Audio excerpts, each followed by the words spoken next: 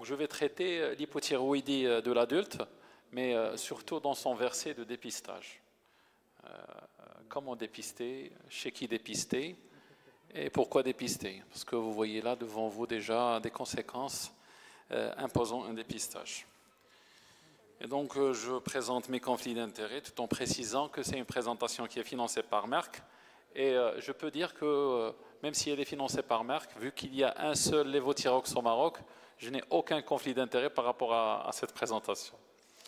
Donc j'ai articulé la discussion. D'abord, on va essayer de voir ensemble sur le premier point, par quoi dépister.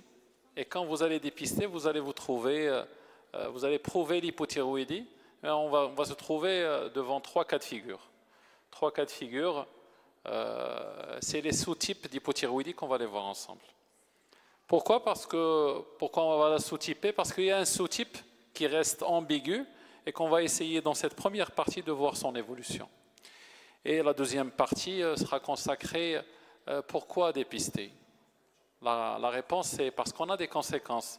Je ne vais pas citer toutes les conséquences, mais je vais insister sur les conséquences les plus décrites et les plus célèbres dans la littérature, et surtout ceux que vous voyez le plus souvent.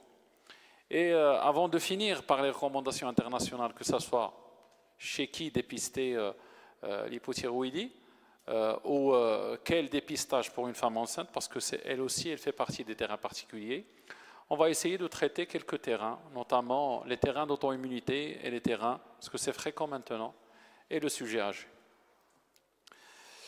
Donc commençons d'abord par le diagnostic de l'hypothyroïdie. Alors, ce qu'on a sur le plan du diagnostic de l'hypothyroïdie, c'est qu'on se trouve devant une ambiguïté de symptômes, une ambiguïté d'installation de la maladie, parce qu'elle s'installe de manière très insidieuse, de manière à ce que le patient il s'habitue aux symptômes. Et résultat, c'est que vous avez devant vous un patient qui est froid pour décrire ses symptômes et un médecin qui est froid aussi parce qu'il a tendance à banaliser ses symptômes, parce que la fatigabilité, l'asthénie va être dans plus de 50% liée au stress des patients. C'est pour ça qu'on ne va pas insister à examiner la thyroïde ou à s'acharner à ça. Et du coup, ça veut dire que ça doit tenir un peu plus d'attention de notre part, en tant que médecin traitant, et aussi, ça doit aussi tenir à essayer de faire parler les patients de leurs symptômes pour pouvoir y aller plus loin. Maintenant, j'ai suspecté et je veux dépister. Quel moyen? Quel moyen pour dépister? La TSH. On est tous d'accord. Je ne suis pas là pour dire que ce n'est pas la TSH, mais je suis là pour insister, pour dire que la TSH est la plus informative sur les dysthyroïdies, que ce soit hypo, hyper. Et pourquoi elle est plus informative? Tout simplement, vous avez les chiffres devant vous. Quand la FT4 diminue de moitié, la TSH est multipliée par 100. C'est énorme. Ça veut dire que vous pouvez trouver longtemps une TSH qui est élevée avec une FT4 qui est normale. Et donc, si on s'amuse à rechercher le dysfonctionnement hormonal dans ce cas-là par la FT4, on va se perdre et on va encore faire passer le patient vers des stades plus avancés. Et donc, on peut dire que le test par TSH est un test de référence et c'est une stratégie fiable pour guetter les dysfonctionnements thyroïdiens, ce qui est approuvé par toutes les sociétés savantes. La TSH que vous avez entre les mains actuellement n'est pas la TSH d'hier, parce qu'avant, c'était une TSH moins précise. Et son approximation était aux alentours de 1, le degré d'erreur aux alentours de 1 milliunité par litre, ce qui est énorme. Maintenant, le degré d'erreur, 0,5, 0,1 milliunité par litre. Ça veut dire qu'on a une TSH qui est pratiquement très ultrasensible. Je ne vous invite pas, quand vous demandez la TSH, ce n'est pas la peine d'écrire ultrasensible, parce que toutes les TSH qui sont sur le marché actuellement, que ce soit marocain ou international, sont ultrasensibles. Ce n'est pas la peine de marquer US, parce qu'on a devant nos mains une TSH qui est pratiquement très sensible à la détection. C'est pas tout, il y a aussi un point très important, c'est que quand vous interprétez les résultats, vous allez trouver des marges normales. Les marges normales, c'est pour une population adulte, âgée de moins de 65 ans, et adulte, ça veut dire que ce n'est pas un enfant, et dans une population malheureusement hétérogène, dont la plupart est caucasienne. Parce que les laboratoires, quand ils veulent avoir leur autorisation, ils font les études dans des pays européens. Et donc, ce qu'on a, c'est plutôt les valeurs des pays européens qui se rassemblent parce que nous, on n'a pas une grande différence sur le plan biologique. L'ethnie maghrébine n'a pas beaucoup de différence. C'est ce qui a été détecté dans des sous-groupes où il y avait, parce qu'on a beaucoup d'immigrés en France. Et donc, le point à préciser dans cette slide, c'est que quand vous avez une TSH anormale, d'abord, il faut la revérifier. Surtout, je ne vous invite pas à revérifier quand vous avez un patient qui a un myxœdème flagrant avec une TSH à 50, ce n'est pas la peine de vérifier. Mais quand vous avez une TSH à 7, TSH à 5, TSH à 9, là, il faut quand même la revérifier. Et attention, faites attention, population spécifique. La TSH du nouveau-né, vous allez avoir des patients qui vont vous demander, ou peut-être des femmes de votre famille qui vont vous demander, le nouveau-né a une valeur de TSH qui n'est pas celle de l'adulte. Et donc, quand vous allez pratiquer la TSH, vous allez vous trouver devant 3 situations d'hypothyroïdie. C'est clair que soit la TSH est normale, soit elle est abaissée. Ça, c'est en faveur de l'hyperthyroïdie en général. Mais dans 99%, la cause est primaire, ça veut dire la cause est thyroïdienne. Et la cause thyroïdienne, ça veut dire que vous aurez une TSH qui est élevée avec des hormones périphériques, soit normales, soit bas. Quand il est normal, c'est une hypothyroïdie qui va définir au milieu l'hypothyroïdie infraclinique, ou une hypothyroïdie qui va être nommée over, ou hypothyroïdie, moi je l'appelle clinique, quoique la traduction n'est pas parfaite. Une hypothyroïdie clinique ou une hypothyroïdie infraclinique, dans de très rares cas, on peut avoir une hypothyroïdie centrale qui va être définie par, c'est le 3e cas de figure, qui va être définie par des hormones périphériques qui sont basses, avec une TSH qui est inadaptée, soit normale, soit basse. Et donc, dans la plus grande particularité, donc, vous aurez dans la plupart des cas une hypothyroïdie périphérique et vous avez à différencier, pas par la clinique, parce qu'il y en a des patients qui ne parlent pas par la clinique, mais par les chiffres. Soit vous avez plutôt des hormones périphériques qui sont normaux, avec une TSH qui est élevée, ça c'est infraclinique. Si elles sont basses, ça définit l'hypothyroïdie clinique. Maintenant, c'est cette catégorie d'hypothyroïdie infraclinique. Comment elle va évoluer, à votre avis? Stabiliser. Alors, dans la plupart des cas, elle va régresser. Pas se stabiliser, mais elle va régresser, dans la plupart des cas. Sauf qu'il faut détecter les cas où ça cloche. Ça cloche quand vous avez des anticorps qui sont positifs. Ça cloche quand elle se multiplie fois 2 dans une période très courte, ça veut dire 3 mois, 6 mois. Alors je l'ai dosé, je l'ai trouvé à 5, prochaine fois je la trouve à 10. Ça cloche. Ça cloche aussi quand c'est supérieur à 7. Au-delà de 7, ça veut dire entre 7 et 10, ça doit vous alerter, ça veut dire pour surveiller votre patient, pour guetter après, est-ce qu'il est en hypothyroïdie ou pas.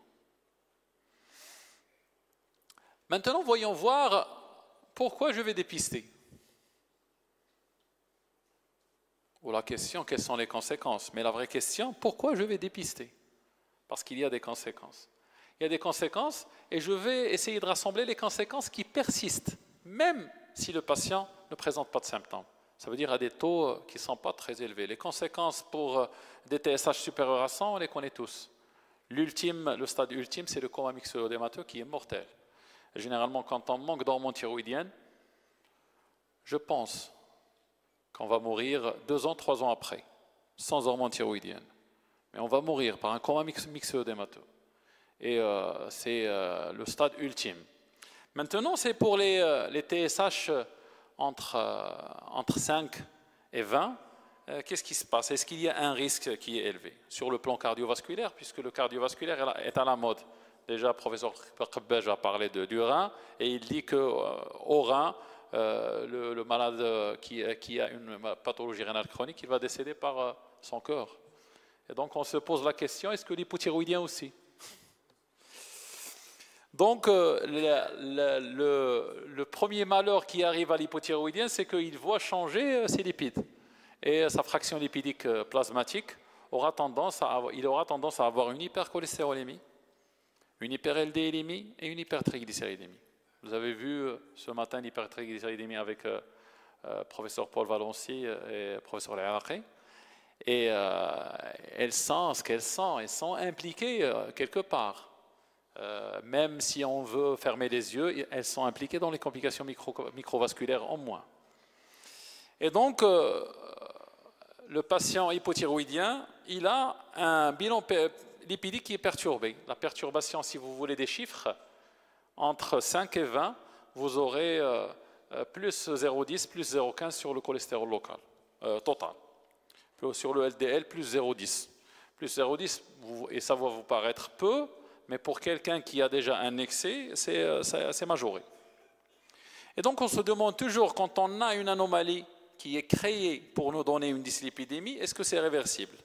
Et la réponse est oui, vous avez une réduction quand vous donnez des hormones thyroïdiennes, tout rentre dans l'ordre. Ça veut dire que c'est un va-et-vient. Et donc ça confirme l'association. J'ai des patients qui ont une hypothyroïdie, la plupart ils ont une élévation des hormones. Et quand je leur donne de l'hormone thyroïdienne, ça régresse. Donc la relation de causalité est parfaite dans les deux sens. Ce n'est pas tout. Les hormones thyroïdiennes vont causer aussi, à cause du myxoïdème, ils vont causer une résistance vasculaire périphérique. Quand vous avez la résistance périphérique, automatiquement vous avez l'hypertension. Et automatiquement vous aurez des répercussions prématurées de l'hypertension. Et là, j'ouvre la parenthèse pour dire qu'à la faculté, quand on enseigne l'hypothyroïdie, les externes vont toujours se demander pourquoi on a l'hypertension dans l'hyperthyroïdie et on a l'hypertension dans l'hypothyroïdie. Parce que pour lui, tu as la tachycardie, tu dois avoir la bradycardie. La réponse est déjà là, parce qu'on a une augmentation des résistances périphériques et pas une augmentation du débit. Maintenant, la question ultime, c'est pas oui, il a de l'HT, hein, oui, il a une perturbation lipidique minime, 0,15 sur le cholestérol total, mais est-ce qu'il y a une augmentation du risque cardiovasculaire ou des événements cardiovasculaires? La réponse est oui. C'est franc pour les TSH entre 10 et 20, c'est franc. Et c'est moins franc entre 7 et 10. C'est moins franc entre 7 et 10, et ça apparaît, donc la seule association, il est associé aux événements coronariens fataux. Événements coronariens fataux, c'est associé de manière significative, vous voyez les chiffres devant vous. Et donc, la réponse est claire sur le plan cardiaque. On a une augmentation du risque cardiovasculaire, même pour des augmentations minimes. Ça veut dire quand vous avez un patient qui est à un risque cardiovasculaire élevé, ayez le réflexe de le dépister. Parce qu'en le dépistant, peut-être que vous allez réduire son risque cardiovasculaire en traitant une hypothyroïdie infraclinique. La deuxième question, c'est le bonheur des couples, la fertilité. Et vous aurez plusieurs patients qui vont venir vous voir pour dire qu'on a un problème. Maintenant, ils viennent de manière très précoce. À 3 mois, 6 mois, je n'ai pas encore d'enfant. Et pour trouver la réponse, déjà on commence par des... Je crois que dans un bilan d'infécondité, la TSH a toujours sa place, et ce n'est pas tout. Même chez la femme enceinte, vous avez des risques chez la femme enceinte qu'on va essayer de les étaler. Alors en ce qui concerne l'hypothyroïdie, chez l'homme et la femme, c'est vrai qu'on parle beaucoup chez la femme parce qu'elle est 5 à 10 fois plus fréquente chez la femme que l'homme. Mais chez l'homme, comme chez la femme, ça donne une infécondité. D'accord? Des problèmes de fertilité. Et chez la femme enceinte, c'est grave. Parce que vous avez un risque de prééclampsie qui est élevé. Vous avez un risque d'avoir, entre parenthèses, un enfant avec des fonctions intellectuelles. Alors, comment vous expliquez que l'enfant va avoir? Alors, il y avait une dame qui m'avait demandé en pédiatrie, parce qu'il y avait un retard de diagnostic de l'hypothyroïdie congénitale. Elle m'avait demandé, est-ce qu'il y a des conséquences? Et pour banaliser les choses, j'ai dit, alors, si vous avez un enfant qui allait devenir médecin, il va devenir enseignant, ça veut dire muallim. Et si vous avez un enseignant, ça va être ça veut dire il aura shihanout. Donc c'était une explication pour dire que ce qui est fait est fait, mais on va pas avoir une réponse claire. Ça veut dire que vous avez une diminution de 15% du quotient intellectuel. Vous avez aussi le risque du faible poids de naissance, un risque de prématurité et un risque de fausse couche chez la femme. Ça veut dire que c'est plein de risques. Et à chaque fois que j'ai retenu, c'est une femme qui a déjà eu une prématurité, grossesse gémellaire. À chaque fois que j'ai un risque, je demande la TSH. Il y en a ceux qui vont dire on va voir le dépistage. Il y en a ceux qui veulent la faire en systématique. Je ne sais pas qu'est-ce que vous faites, mais on verra. Sur le plan musculaire et osseux, alors ce qui est important, c'est sur le plan osseux. On allait faire une étude au service pour voir quel est l'impact sur l'os du traitement freinateur pour les patients qui sont cancéreux, parce qu'on les freine. Et on a pris comme bras contrôle hypothyroïdie. À la fin, je me suis dit, on a pris les hypothyroïdiens, c'est vrai que leur DMO est normal, mais ils n'ont pas un os qui est normal. Parce que quand vous avez une hypothyroïdie, vous avez une diminution du remodelage osseux. Ça veut dire que vous avez un os qui est fragile, qui est fracturaire, mais qui a une DMO qui est normale. Parce que l'os vivant, il doit se renouveler pour qu'il soit apte, pour qu'il soit fort. Et là, vous avez une anomalie. Mais sur le plan radiologique, c'est difficilement prouvé, parce que vous allez avoir une DMO qui est normale, parfois surnormale. Et sur le plan musculaire, on a tendance à avoir une anomalie des ceintures, parce qu'il y a ce glucosaminoglucane qui va se piéger en extracellulaire, et il va former ce myxœdème, que ce soit sous la peau ou dans le muscle. Et dans le muscle, ça va vous donner un muscle qui est déficitaire. Donc, plein de conséquences sur le plan osseux, musculaire, sur le plan de la fertilité, sur le plan de la grossesse, cardiovasculaire. Donc, ça nous incite sur ces terrains-là déjà de plus fouiller pour rechercher l'hypothyroïdie. Est-ce qu'il existe des terrains particuliers? Encore, oui. Les terrains d'auto-immunité. À chaque fois que vous avez un patient qui est diabète type 1, par exemple, diabète type 1 dans les recommandations, TSH annuel. TSH annuel, dans les recommandations. Maladie cœliaque, vitiligo, Birmer. Chaque fois que vous suivez un patient pour une maladie auto-immune, ayez le réflexe parce que c'est la maladie auto-immune la plus fréquente, la thyropathie auto-immune. Et encore, la maladie cœliaque est devenue de plus en plus fréquente dans notre contexte. Un autre terrain particulier, on en a déjà vu, parce qu'on a dit qu'on doit avoir des limites qui ne sont pas ceux de l'adulte, et je devrais préciser ce point. Le sujet âgé, c'est bizarre, parce que l'hypothyroïdie va aggraver sa qualité de vie, elle va aggraver ses troubles de cognition, elle va aussi aggraver son risque cardiovasculaire. Le problème des études qui ont essayé de traiter les hypothyroïdies minimes, ça veut dire frust, aucune amélioration. Et on revoit les recommandations de la RAS parce qu'ils sont les plus fortes, ça veut dire très exigeants. En 2022, ils disent que déjà, il faut se fixer sur la normalité de la TSH. La normalité de la TSH pour quelqu'un qui a 100 ans, on accepte jusqu'à 10. Et entre 10 et 20, c'est une hypothyroïdie frust. Ce n'est pas comme l'adulte.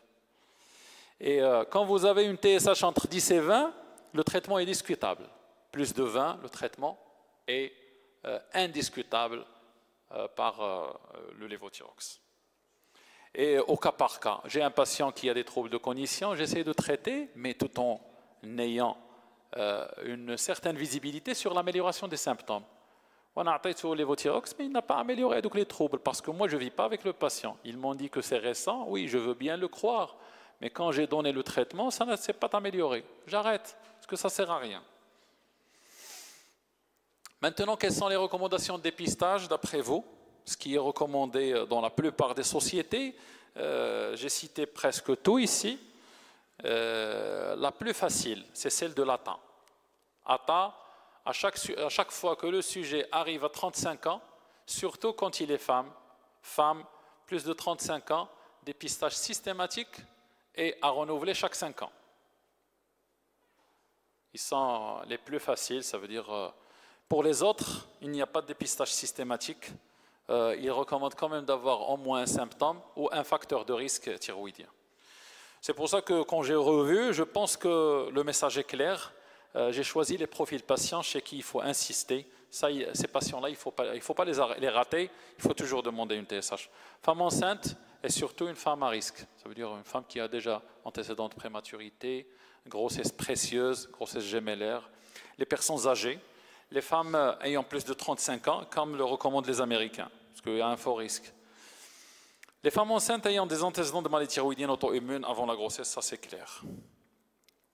L'utilisation, quand vous avez un patient qui va démarrer l'amiodarone, qui va démarrer le lithium, c'est systématique. L'interféron aussi, c'est systématique de doser la TSH pour avoir une idée. Les patients ayant un goitre, un nodule ou un antécédent familial de maladie thyroïdienne. Les obèses. Alors la plupart des recos, à partir de 40, IMC 40 et plus, on la demande. Pas d'intérêt à la demander pour les petits obèses, plutôt pour les gros obèses. Les dysfonctionnements cardiovasculaires, vous avez un patient qui est suivi pour IDM, l'autre qui est suivi pour AVC, et il a le réflexe de demander la TSH, peut-être que, ou qui a une hypercholestérolémie, peut-être que la TSH, en traitant l'hypothyroïdie infraclinique, peut réduire le risque cardiovasculaire. Les patients qui ont une maladie auto-immune, on vient de le dire, et les patientes avec antécédents d'infertilité ou contexte d'infertilité, antécédents de fausse couche, d'accouchement prématuré ou grossesse à risque. Donc tout cela pour dire finalement que le dépistage n'est pas systématique à toute visite médicale. Il doit être quand même guidé chez des patients à risque plus élevé d'hypothyroïdie. Les patients à risque plus élevé, j'ai cité ça, je ne vais pas redire, j'ai à peu près cité tout, et on va voir que chez la femme enceinte, l'ATA va ajouter encore un autre facteur qui ne figure pas ici. Mais c'est là où on l'a déjà discuté en long et en large. Donc la dernière question, quand dépister une femme enceinte? J'ai une femme enceinte, pas de dépistage systématique pour les sociétés savantes. Toutes les sociétés savantes, parce qu'en dépistant, les études qui ont essayé de dépister, on n'a rien gagné sur le plan des complications, là, sur le plan de devenir des enfants. Après, l'ATA, elle dit, chez une femme à risque, parmi les femmes à risque, je l'ai mis en gras, parce qu'elle ne figure pas dans les autres recos, l'origine. Ils ont ajouté aussi grossesse multiple. Mais surtout, j'insiste sur ça, origine de carence modérée en iode. Et le Maroc, c'est une zone de carence modérée en iode. C'est-à-dire, pour nous, chaque femme va avoir ce critère de 11. Alors, est-ce qu'on va faire une différence entre les régions, ceux de Casa ou ceux de Khnefa? On ne va pas les traiter de la même manière. De toutes les manières, si on veut avoir, on n'a pas de zone au Maroc, mais le pays est considéré comme un pays de carence modérée en iode. Et qu'est-ce qu'ils vont faire? Quand vous avez une TSH au-delà de 100 chez une femme en premier trimestre, automatiquement vous allez traiter. Si vous avez une TSH entre 2,5 et 10, on va essayer de voir les anticorps anti-TPO. S'ils sont positifs avec une TSH entre 4 et 10, c'est clair, vous avez traité. S'ils sont positifs mais avec une TSH limite 2, 5, 4, on ne traite pas. Dans la plupart des cas, eux, ils ont dit considérer un traitement. Parce que les études, aucune preuve d'amélioration. Mais si vous voulez traiter, ça ne va rien faire, ça veut dire que ça ne va pas aggraver aussi. Quand vous avez des anticorps anti-TPO qui sont négatifs avec une TSH entre 4 et 10, pas d'intérêt sur le plan de littérature à traiter, mais ils ont dit on peut considérer un traitement, ça veut dire que le traitement n'aggrave pas la situation. Les Français vont venir pour dire presque la même chose, sauf que chez eux, quand ils dépistent, quand la TSH est supérieure à 2,5, ils complètent par les anticorps anti-TPO, et vous aurez soit une TSH supérieure à 4 d'emblée, où vous aurez traité, ce n'est pas TSH supérieure à 10, pour eux, supérieur à 4, traitement d'emblée. Quoique, entre 4 et 10, chez une femme qui a des anticorps anti-TPO négatifs, on n'a pas suffisamment de preuves. Et en présence d'une TSH entre 2,5 et 4, avec des anticorps qui sont positifs, on peut discuter. Et c'est une zone grise où il n'y a pas d'intérêt à traiter dans la littérature, dans les études randomisées, mais l'intérêt reste ouvert parce qu'il n'y a pas d'aggravation. Et le coût du médicament est vraiment très, très, très faible. Et donc, pour conclure, l'hypothyroïdie est dans la plupart des cas primaires, 99%. Donc, ayez le réflexe à examiner la thyroïde, faire une écho pour voir l'étiologie. Parfois, l'étiologie précède la demande de la TSH. La TSH est le maître examen pour guetter les dysfonctions thyroïdiennes. En ce qui concerne les sous-types de l'hypothyroïdie, il y en a 3, mais cerner ces 2, parce que c'est les plus fréquentes, soit une hypothyroïdie infraclinique ou une hypothyroïdie clinique. La différence, c'est le taux de FT4 et pas la clinique. Le risque de l'hypothyroïdie est multiple, os, muscles, cœur, bilan lipidique, conception, fertilité, voilà. Et le sujet âgé, il faut adapter les valeurs seuil, vous l'avez déjà vu dans les recommandations de l'âge, je pense que c'est très bien. Et vous avez dans les intérêts d'auto-immunité une forte indication à dépister. Et on ne va pas dépister tout, mais s'il vous plaît, n'importe quel symptôme qui vous intrigue, ayez la TSH facile, bien évidemment. Facile pour quelqu'un qui a même un seul symptôme, et surtout, même en absence de symptômes chez les personnes à risque. Et je vous remercie pour votre attention.